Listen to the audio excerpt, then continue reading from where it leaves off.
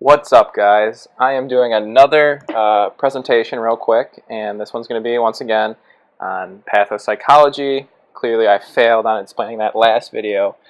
Pathopsychology.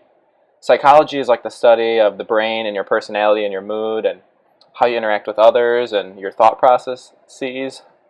And patho is when things go wrong with that. So I think that's a better explanation for you guys, not that you need it.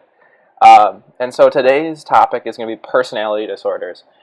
And I've been reviewing a lot of material, and I was going through the personality disorders, and I found them to be very, very interesting.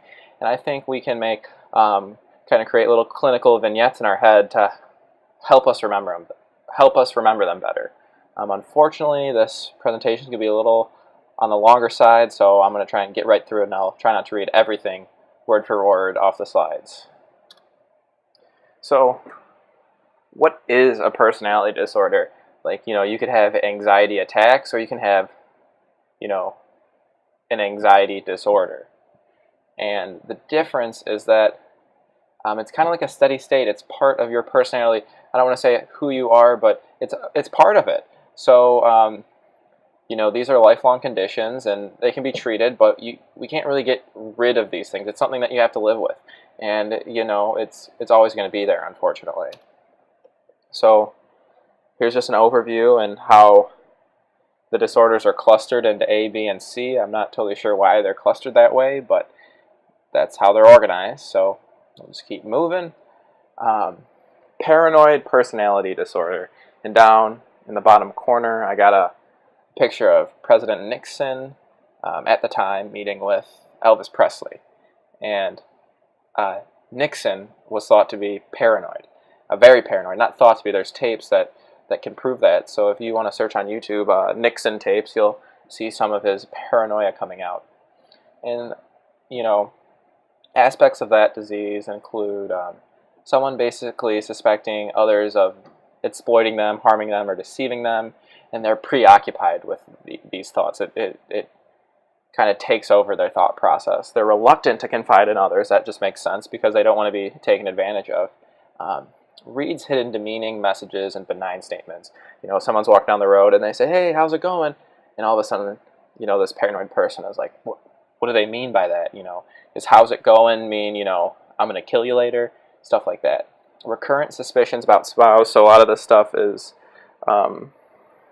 forecasted on their spouse, and obviously that can cause a lot of marital or spousal issues. Bears grudge. So they'll have a grudge and they'll keep it for a long time, and they're quickly to react with anger. So they can be very fast to anger and aggression, which is important to keep in mind clinically when you're dealing with patients with paranoia. Schizoid personality disorder. And it's a pervasive pattern of detachment from social relationships. And these people kind of have a flat affect. They have a limited emotional state, so they're not going to be super happy or super sad. They kind of like to be by themselves, choose solitary activities, and they're not really interested in sex with others, and they don't seem to be enjoying life. And that's how I would describe them. Schizotypal personality disorder, that should be in the title. It's kind of interesting. I linked a video, and I suggest you watching it, or at least the first 2 minutes of it. And it shows this young woman, her hair is dyed pink, who was diagnosed with schizotypal personality disorder, and she's talking about aliens, her anxiety, and her paranoia. Often these people are, have hallucinations or perceptual distortions, and she talks about all these things. So watching that video really helps sum it up for you, and it'll kind of help you put a face to this type of personality disorder. Borderline personality disorder. And there's Marilyn Monroe, very famous. Some say that she had this. I don't know if she was actually diagnosed with it or not, but she eventually committed suicide, which I think is important to remember because borderline personality disorder, suicide is part of it. Pervasive pattern of instability in interpersonal relationships, poor impulse control, mood, and self-control. So it's important to keep those in mind. And you need to have 5 of the following. Frantic attempts to prevent abandonment. You don't want to be left alone. Like, you don't want to be abandoned by someone you're in a relationship or your peers. The relationships are unstable, so like we said, instability. Identity disturbance, potentially self-damaging impulsivity in at least 2 areas. And by 2 areas, they mean like gambling, sexual activity, drug use, shopping, stuff like that. Now, not a lot of these personality disorders bring up suicide, self-mutilation, or threats of suicide. And so borderline personality is somewhat unique in that regard. A lot of them have depression linked in, so I think suicide is always in mind when you think of a personality disorder, but especially so with borderline personality disorder. Brief paranoia, anger that is inappropriately intense, and chronic feelings of boredom or emptiness. So you could see how it has similarities to other types of personality disorders, but it's important to tease apart the differences. And, you know, the way I'm going to remember it is I'm going to keep Marilyn Monroe in my mind, and she can't really, she kind of has these unstable relationships. She's impulsive. She obviously had suicidal thoughts. Severe reactivity in mood is basically mood swings. She has mood swings, and she's just kind of bored and feels empty. And that's how I'm going to remember it. Antisocial personality disorder, commonly known as, a psychopath. And you'll see a lot of this in the news talking about psychopaths. Psychopaths have antisocial personality disorder. And I put this in red because this one is just, frankly, very frightening to me. They have a disregard for and violation of the rights of others, and that starts occurring at the age of 15 with conduct disorder before age 15, and at least 3 of the following. Aggression against people or animals, frequent bullying, starts fights, uses a weapon. They're not just going to pick a fight. They're going to have the switchblade or the baseball bat that can cause serious injuries. Physical cruelty towards people or animals. They talk about psychopaths, killing stray cats or whatever when they're young. Theft with confrontation, so they'll steal something and, they'll just take it from you, and it's clear that they're taking it from you almost to manipulate you. Property destruction, fire starting, lying and promise breaking, and forced sex. So just some very, very scary things. These people are often described as charming and intelligent, so they are very good at manipulating people, and they see other people almost as just pawns in their game of life. Symptoms begin around the age of 12, and that's going to start with, your kid's going to be staying out late, they're going to run away, they might be bullying and starting fights in school, and, might be killing animals, and it just gets worse from there. And they really have a lack of remorse. Please, please, please search up antisocial personality disorder on YouTube. You'll, not every one of these people with this disorder are serial killers, but the ones that are, they say that, I murdered 20 people, and they almost say it like, I'm, 23 years old. They don't feel sorry, and they lack the empathy. Narcissistic personality disorder. I don't know why, but I kind of just think of like the really popular girl in high school or guy, or maybe like a Paris Hilton type person where they're just better than everyone, and they need this admiration, and that's what I kind of keep in mind for narcissistic personality disorder.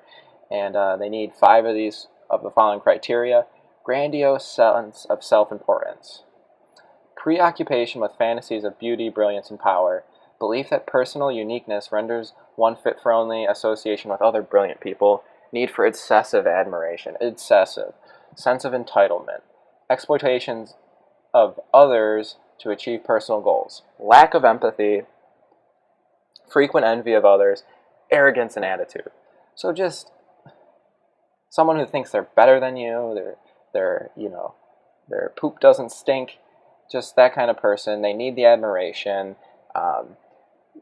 they're preoccupied with their beauty, brilliance, and power, and they think that they only can associate with, amazing people as well. So I'm sure you could think of one person who might not have narcissistic personality disorder, but might have some traits of this disorder.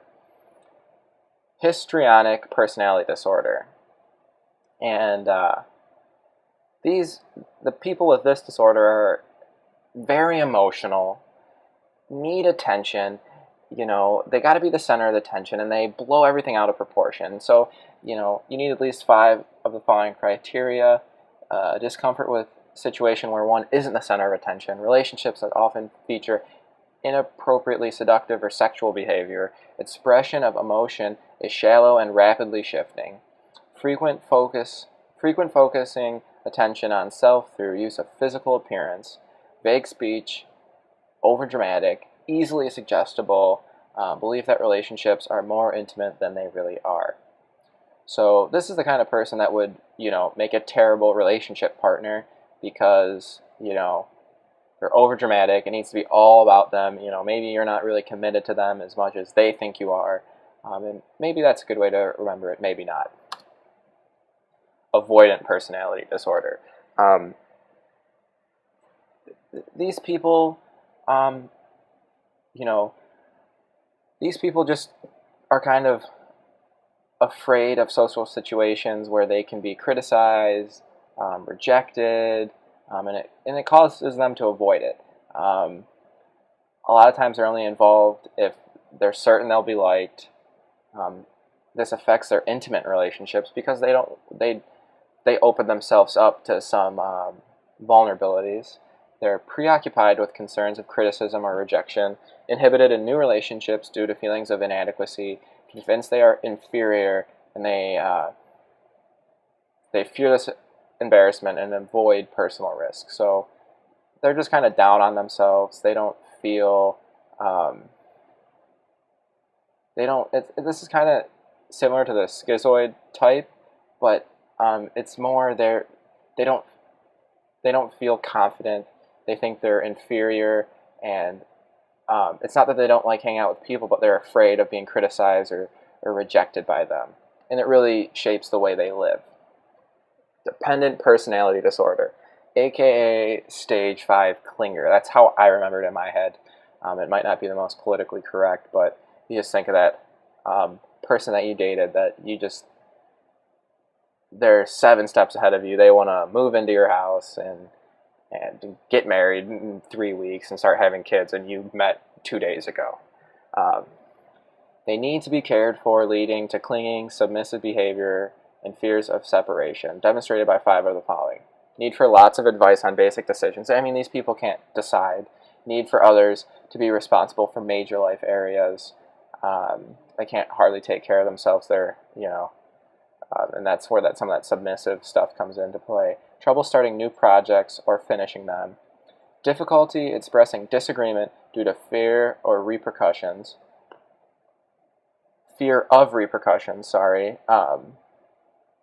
They don't want to disagree with you because you're afraid you're just going to leave because they show a different viewpoint. Willingness to go to extreme lengths to gain nurture. So they'll do anything to feel like they're needed and to get nurtured. Exaggerated fear of being alone. You don't want to leave this person. They get upset if you go to the grocery store. Urgent to replace the lost relationships. Someone breaks up with them, and they meet someone else, and they're already trying to sink their hooks in. Preoccupied with unrealistic fears of being abandoned. So there's a preoccupation with a lot of these because these thoughts kind of take over and change the way they act and change their behavior. By the way, that's another one that would be, a tough person to, be in a relationship with for obvious reasons.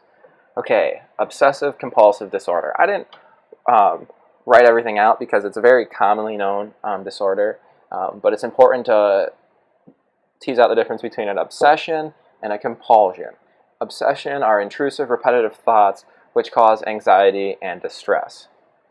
For example, is my front door locked? The compulsion is the response to that, repetitive actions that A person feels obligated to perform in response to an obsession, aimed at preventing or reducing stress caused by the obsession. So you go and check if the front door is locked, but it's not once. These obsessive compulsive disorders take over your life. You literally can't function. Disorder gets in the way of function and efficiency.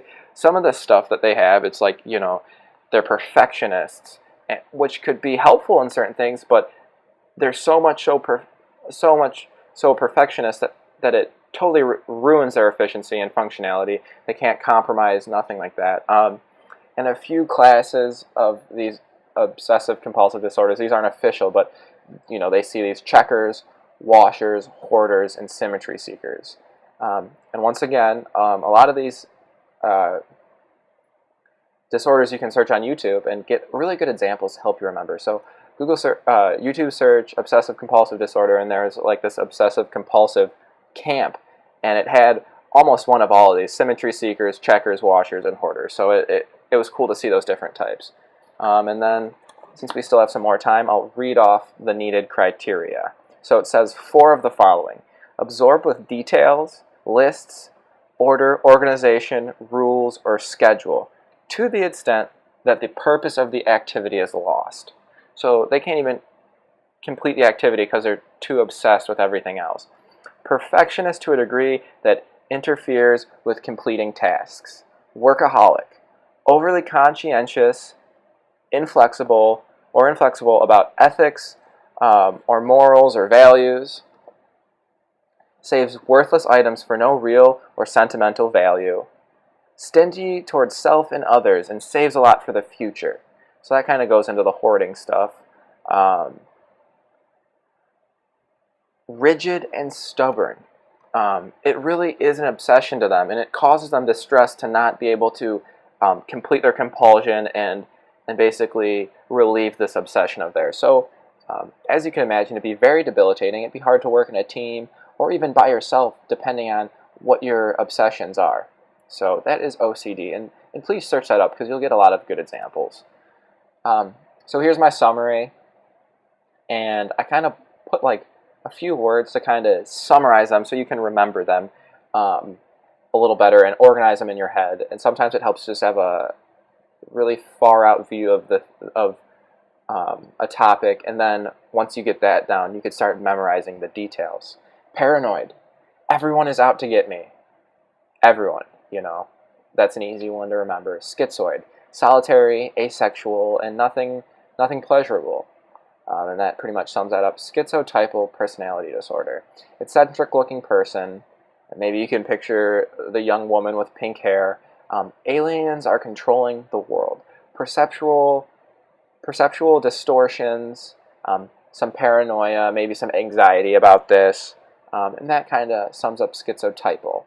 Antisocial personality disorder. Psychopath. I just remember that, and no empathy. Borderline personality disorder.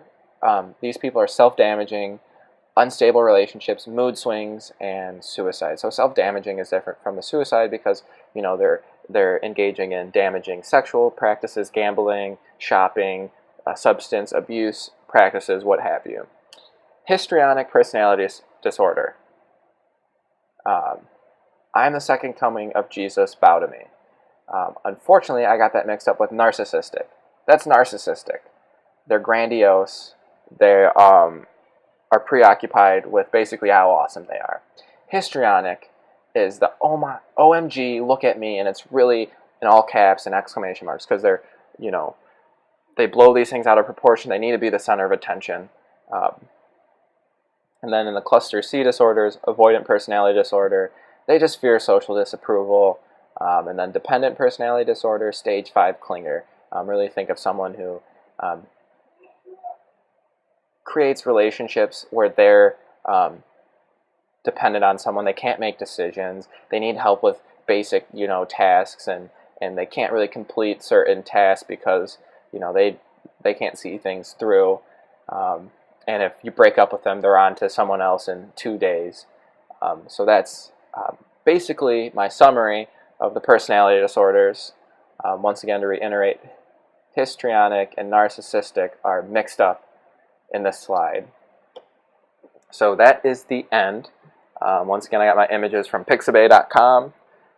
Thank you guys so much for listening. Hopefully this is going to help you remember some of these. That's my goal, is not to just get you to memorize facts, but to create maybe some stories that you can remember better. And I just wanted to let you guys know that I am planning on going through all my hematology board prep questions, then make a video about that, basically talking about high yield topics, and I'm going to create some of my own board prep questions after I go through them all, so I don't have to worry about copyright or anything. Thank you so much. That concludes this presentation on personality disorders, and I hope you guys have a great day or night or whatever time it is. Just enjoy.